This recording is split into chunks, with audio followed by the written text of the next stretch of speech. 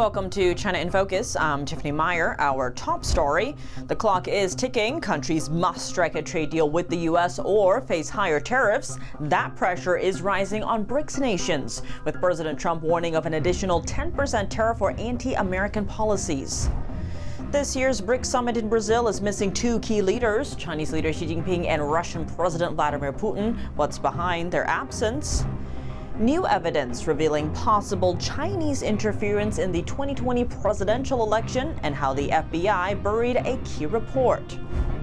A special car parade rolling through New York City over Independence Day weekend, adding a new message to the holiday celebration.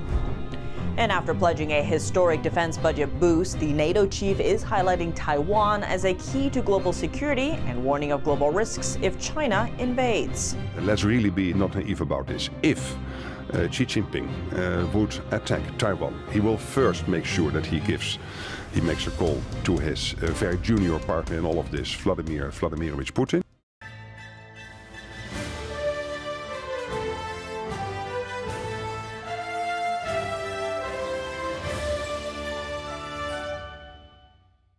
President Donald Trump says the U.S. is nearing the finish line on several new trade deals. For countries that haven't made a deal with the U.S., higher tariffs could take effect starting August 1st.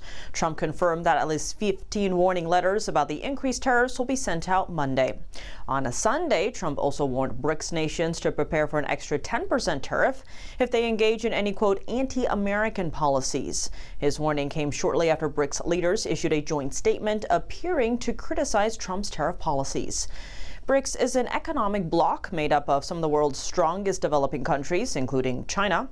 The group challenges the U.S.-led financial system and is pushing for alternatives to the U.S. dollar. Here's more. There are going to be tariffs. The tariffs are going to be the tariffs. I think we'll have most countries done by July 9th, yeah. Either a letter or a deal. In a later social media post, Trump said Washington would start delivering the tariff notification letters from Monday.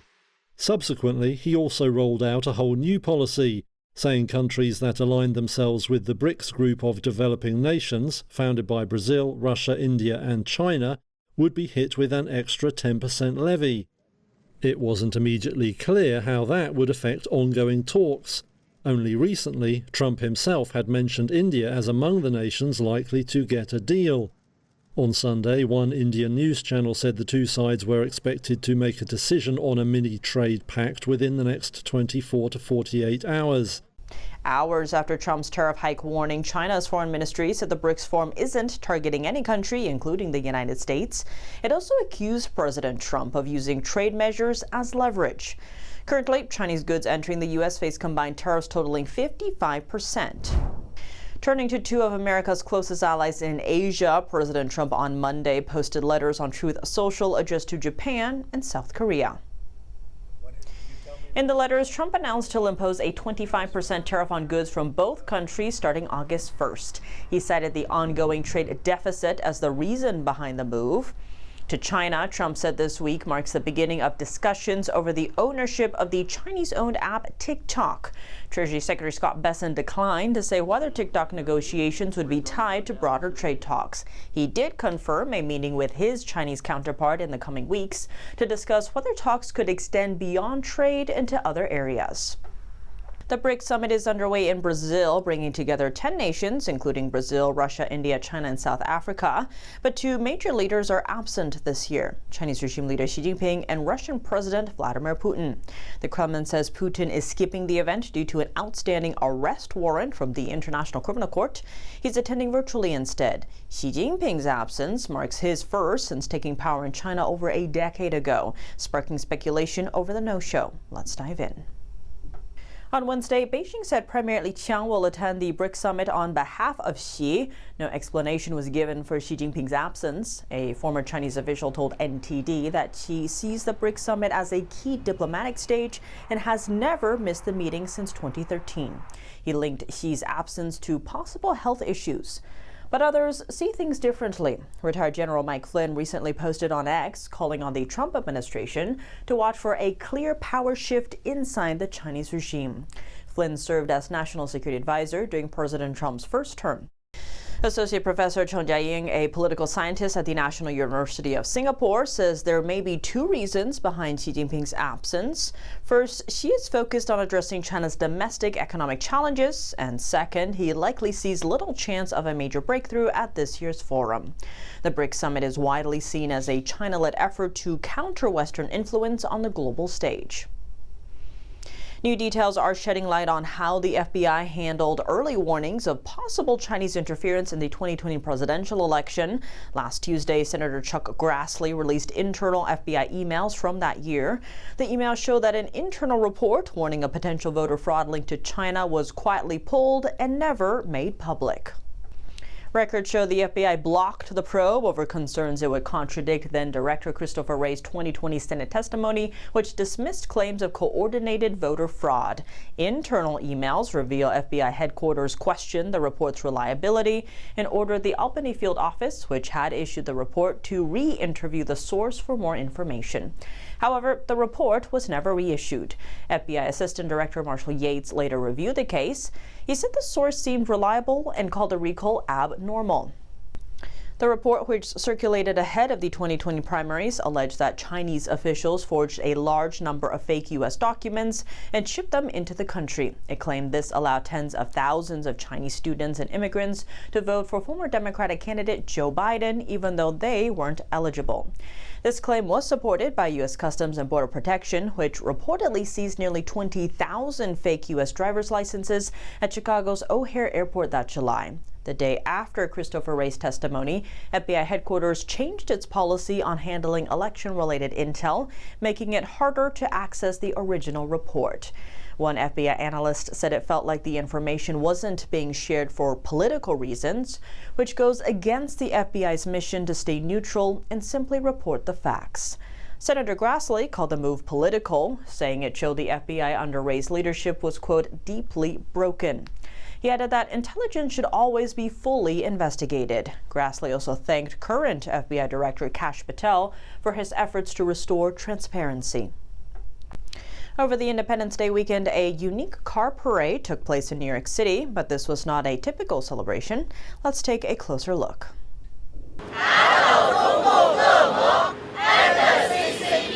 A group of volunteers took to the streets, starting in Flushing, Queens, and driving through Times Square, Lower Manhattan's Chinatown, and past the Chinese consulate in Midtown.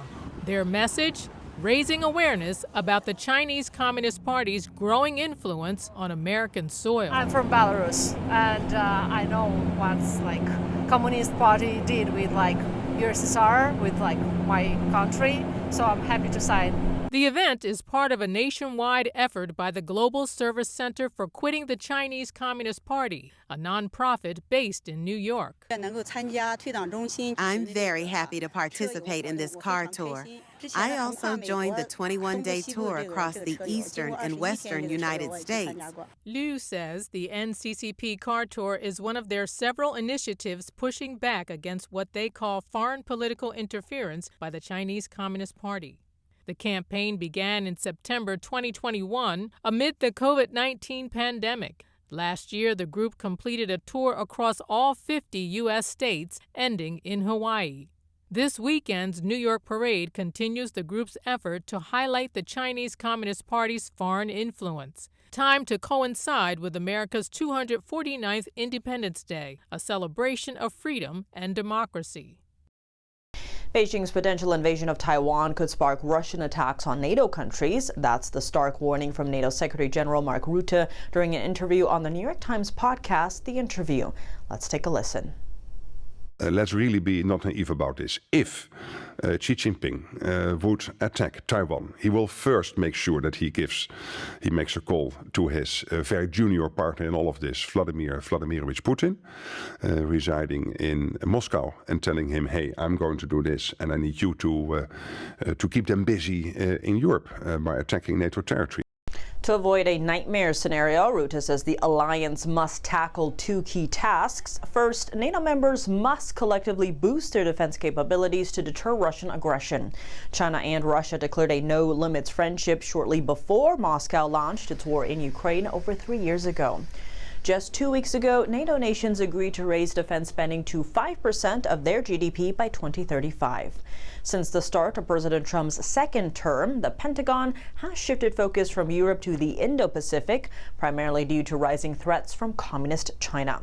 That leads to the second task. NATO must work closely with Washington to ensure peace in the Indo-Pacific. There, the self-governed democratic island of Taiwan is facing mounting threats. U.S. Indo-Pacific commander said China's military aggression toward Taiwan surged 300% last year. The Pentagon is also raising alarms over reported orders from Chinese regime leader Xi Jinping, urging the military to be ready to invade Taiwan by 2027. That's less than 2 years away. During the New York Times interview, Rutte says China's military buildup is likely preparing for exactly that invasion. In April, a Pentagon official called China's military buildup across nuclear, conventional, cyber, and space domains as, quote, unprecedented. China announcing a new flight route near Taiwan. Taiwan condemned the move, calling it a unilateral action aimed at altering the status quo in the Taiwan Strait. Let's zoom in. China on Sunday said it opened a flight route close to an unofficial median line in the Taiwan Strait between China and Taiwan. Taiwanese officials said China is using unilateral action to change the status quo and increase cross-strait and regional unrest. The opening of this flight route helps the Chinese military project power in Taiwan's north and makes a potential invasion easier. By using a civilian route close to the median line, it reduces Taiwan's reaction time and space. China has now opened 4 controversial flight routes in the Taiwan Strait. The main route is M503, which is just west of the median line. Last year, China moved the M503 route closer to the median line and rolled out 2 extensions from China to M503. This week, Taiwan will hold its annual Hong Kong military drill in preparation for possible threats by China. Politically, the move comes just before Taiwan's Han Kuang drills and may test the Trump administration's response to regional tensions. This is part of China's gray zone strategy. These tactics stop short of triggering military conflict, but still push to gain influence and advantage over Taiwan.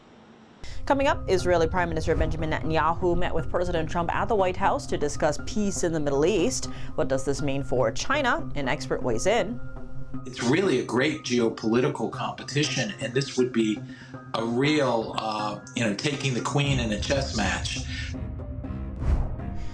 A Rotary satellite club in Canada is taking action to stop forced organ harvesting in China. They're urging communities to stand against these atrocities. I realize how serious this is actually, and how if we don't stop forced organ harvesting, this can happen in many, many countries.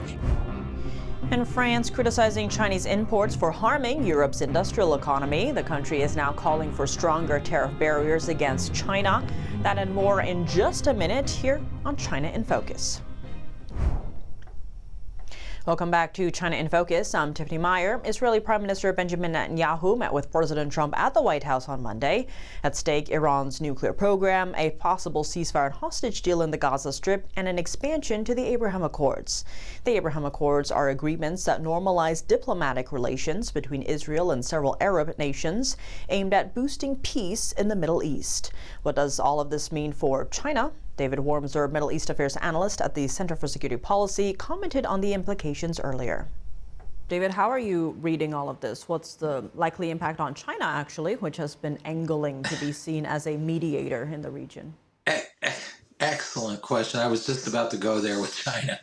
I think the big loser, if there's an expansion of the Abraham Accords, is China.